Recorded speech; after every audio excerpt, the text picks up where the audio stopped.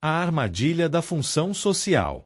Quando a propriedade se torna condicional, os mercados se tornam políticos. Por Antônio Carlos Vladica. Costuma-se descrever o Brasil como uma democracia constitucional com economia de mercado. Em tese, você pode comprar uma casa, abrir um negócio, firmar contratos e buscar o judiciário quando necessário. Ainda assim, muitos brasileiros convivem com uma realidade mais silenciosa, a sensação de que a propriedade é frágil.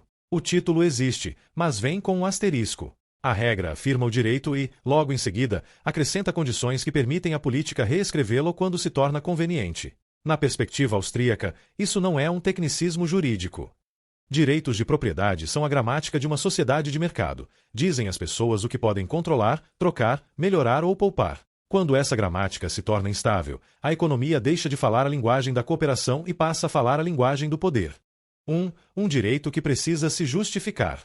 A Constituição de 1988 garante o direito de propriedade, mas também declara que a propriedade deve cumprir uma função social. A expressão soa inofensiva, até compassiva. O problema é que ela altera o sentido de possuir. Em vez de isto é meu porque adquiri de forma pacífica, a regra passa a ser isto é meu se o Estado entender que o meu uso atende a um padrão social.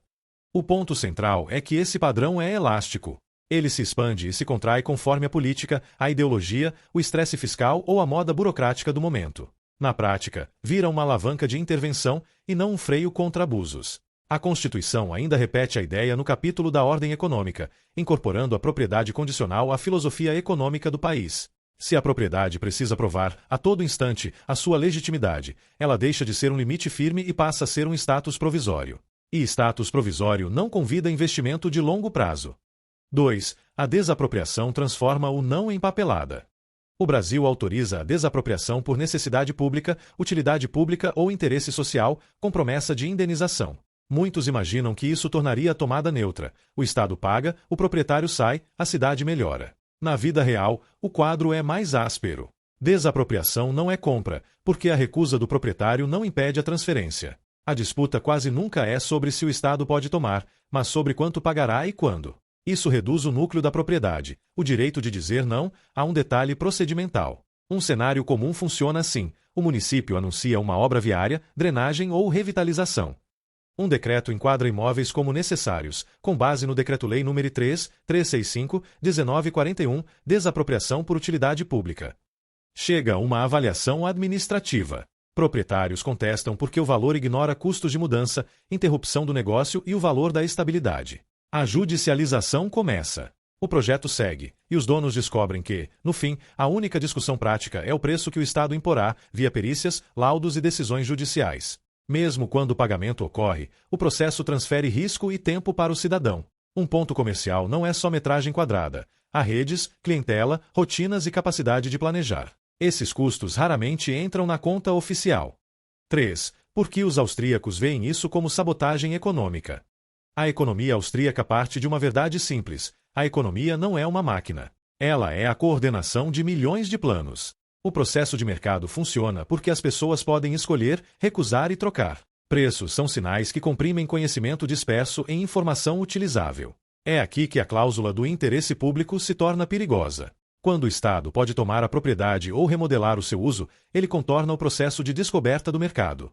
Substitui a troca voluntária por decisão política e chama isso de eficiência. Só que o Estado não detém o conhecimento local que proprietários, vizinhos e empreendedores carregam. Um decreto não mede o que destrói. O problema do conhecimento, descrito por Hayek, aparece em toda esquina. O valor de um ponto de padaria não é apenas aluguel, é rotina, confiança, hábito.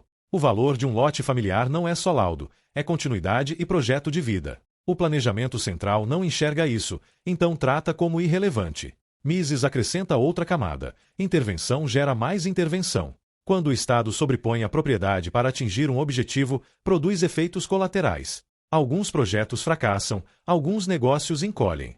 Em resposta, surgem novas regras, subsídios e controles que exigem ainda mais discricionariedade sobre a vida privada. O resultado não é uma exceção pontual, é a expansão permanente da exceção.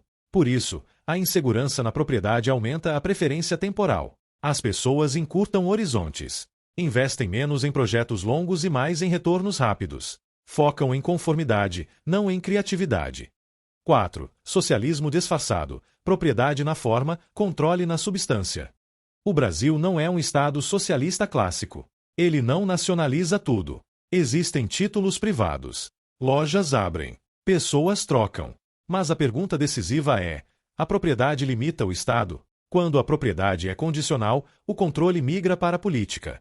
O Estado pode não ser dono da sua casa, mas pode decidir o que você pode fazer com ela, quanto deve pagar e sob quais termos sociais ela continua sendo sua. É socialismo na prática, sem a marca do socialismo, propriedade privada na superfície, controle público por baixo. O efeito social é previsível. Riqueza passa a depender menos de servir consumidores e mais de navegar instituições.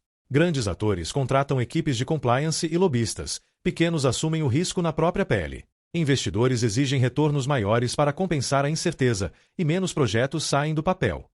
5. A Constituição de Estado de Bem-Estar alimenta a extração. O desenho constitucional brasileiro consolida um modelo expansivo de Estado de bem-estar. A Constituição lista direitos sociais amplos e impõe deveres pesados ao Estado. O propósito moral pode ser nobre, mas o financiamento é implacável. Um Estado que promete tudo precisa financiar tudo. Financiar exige extração. Às vezes, direta, via tributos. Às vezes, indireta, via regulações que funcionam como tributos ocultos. De um jeito ou de outro, o peso recai sobre produtores e proprietários, porque é dali que os recursos vêm. É por isso que a linguagem da função social importa. Ela fornece o vocabulário para tratar a riqueza privada como reservatório público. Quando a pressão de gasto cresce, a propriedade condicional vira um alvo fácil. A carga tributária brasileira é elevada em padrões regionais, e isso se combina com a incerteza jurídica de um modo tóxico. Alta extração somada à propriedade condicional produz comportamento defensivo. Em vez de apostar no futuro, as pessoas negociam com o presente. Há ainda um efeito adicional: o crédito tende a ficar caro e frágil. Quando propriedade e fluxos de caixa podem ser reclassificados ou absorvidos pelo Estado, credores cobram prêmio de risco. Empreendedores enfrentam juros mais altos, prazos menores e exigências maiores de garantias. Famílias poupam de modo defensivo, muitas vezes preferindo ativos mais duros ou consumo de curto prazo a planejamento financeiro de longo prazo. A instabilidade monetária amplifica o dano. Inflação, oscilações cambiais e medidas fiscais emergenciais ficam mais fáceis de justificar quando a propriedade é tratada como socialmente disponível. O ciclo se torna vicioso. A incerteza eleva custos, custos mais altos reduzem produção, crescimento mais fraco convida novas intervenções e a doutrina da função social oferece a linguagem.